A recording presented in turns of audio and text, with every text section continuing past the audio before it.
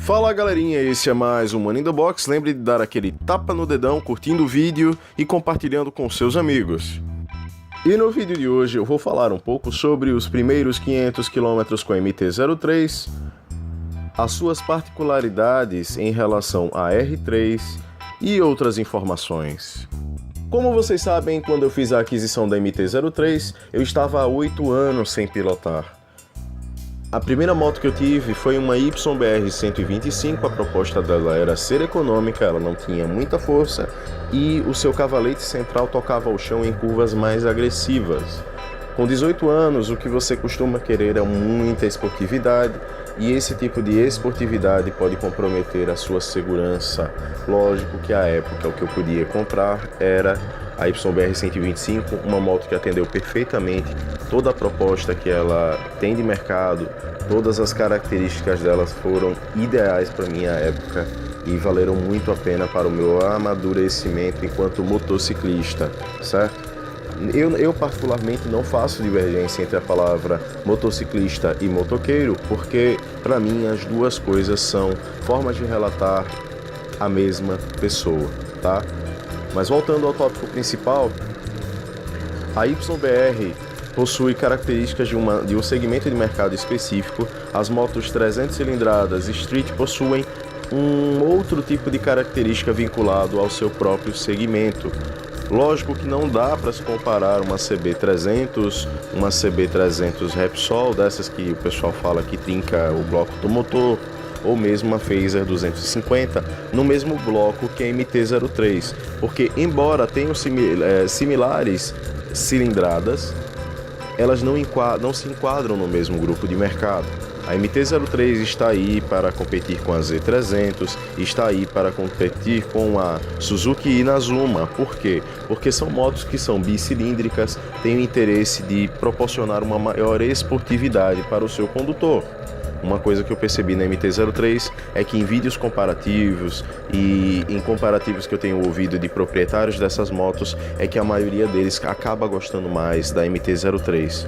Eu acredito que isso seja por conta das características herdadas da R3, que são muito peculiares. O banco da R3 é bem bacana, ele se adaptou perfeitamente a essa moto, embora gere um pouco de confusão quando você que está acostumado com Twister, com Phaser, vai e começa a conduzir essa moto, já que ela exige que você tenha um posicionamento um pouco mais esportivo do que essas motos streets comuns, ok? É interessante que você aprenda a pilotar a moto com segurança, com o posicionamento correto, já que tudo isso faz muita diferença a bordo da MT-03.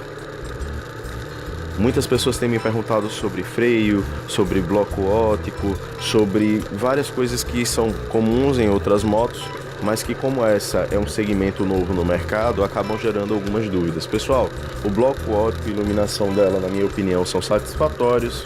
A frenagem dela é perfeita, até o momento eu não travei a roda dianteira mesmo não tendo ABS e tenho conseguido frenar precisamente.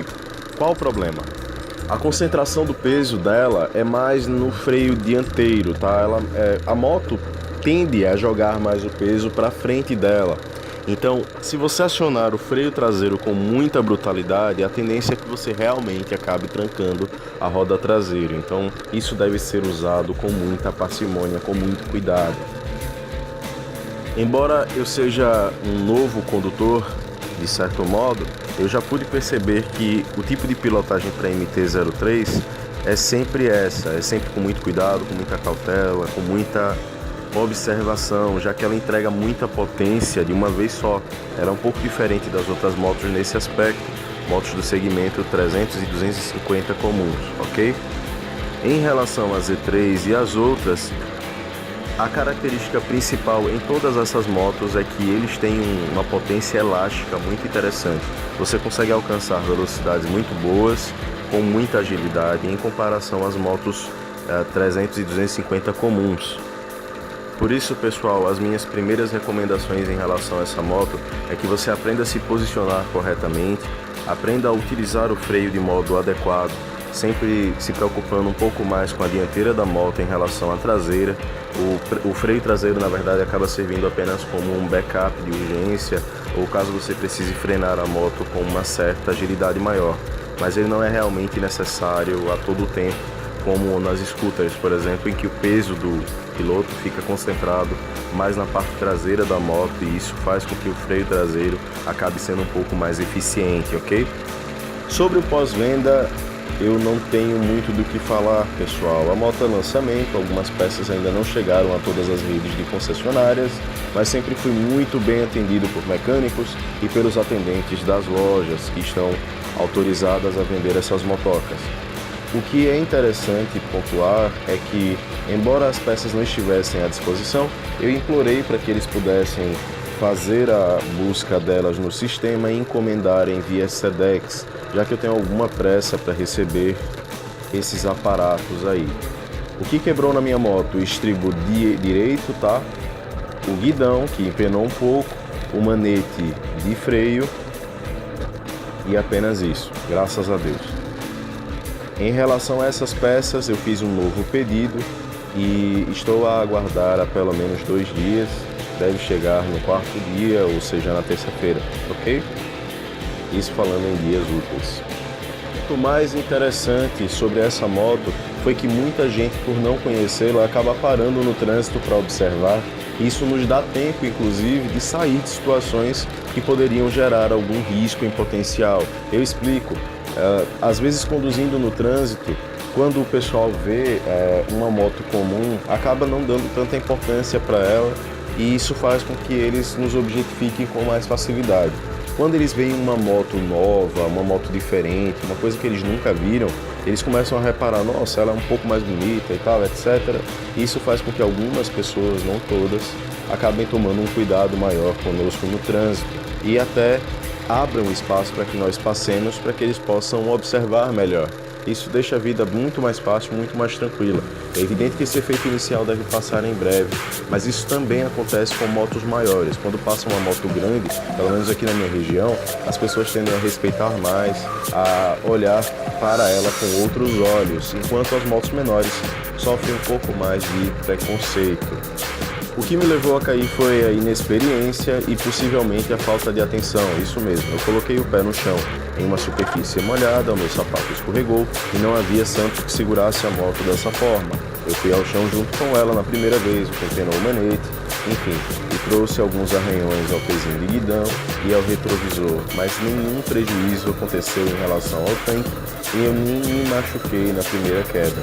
Na segunda, o que aconteceu? Eu não consegui ver um buraco que tinha entre 2 calçadas, eu estava retirando do estacionamento das motos e aí acabei pisando nesse buraco e não conseguindo segurar a moto, que foi ao chão e quebrou o estribo e folgou um pouquinho a pista traseira, tá?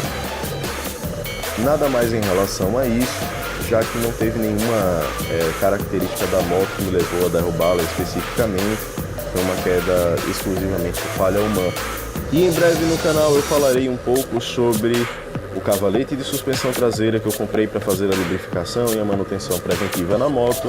Vou falar sobre a jaqueta Caladan da Alpine Stars que eu comprei para fazer o conjunto quando for viajar com ela, entre outras novidades. Lembrem sempre, pessoal, sempre de usarem o manual quando vocês tiverem qualquer dúvida, quando vocês tiverem qualquer questionamento, antes mesmo de buscar vídeos na internet sobre ela, beleza? Um forte abraço a cada um de vocês e até a próxima.